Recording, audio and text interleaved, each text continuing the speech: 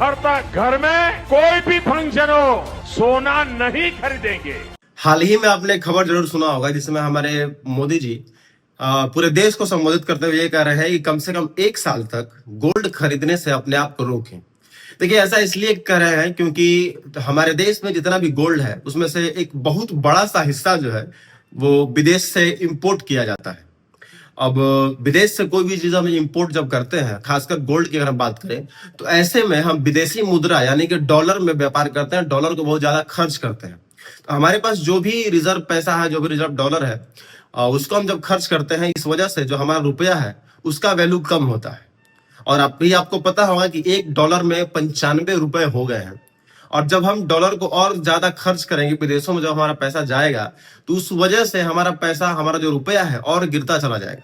और इसका प्रभाव हमारे देश में यूज होने वाली सबसे इंपॉर्टेंट चीज है पेट्रोल और डीजल पर पड़ेगी। पेट्रोल और डीजल की जो प्राइसेस हैं वो आसमान छुएंगी, बढ़ेंगी।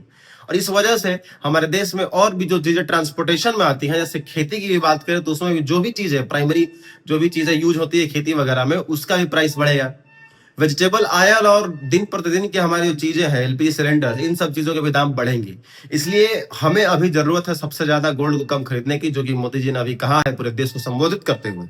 और इसके साथ साथ ही सिचुएशन जो है वो देखिए बुरी होने वाली है। एक्चुअली बुरी होने क्या वाली है, सिचुएशन तो बुरी हो ही गई है। बस किसी भी तरह से अलग अलग स्टेट्स में जो इलेक्शन हो रहे हैं उस वजह से इन लोगों ने, मतलब नेताओं ने, रोक करके रखा है। बाकी सिचुएशन वर्सन और होगी आगे चल के।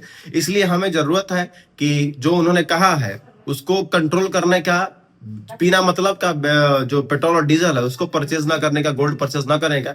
बाकी आप इस बारे में क्या सोचते हैं, अपनी राय कमेंट सेक्शन में जरूर दें।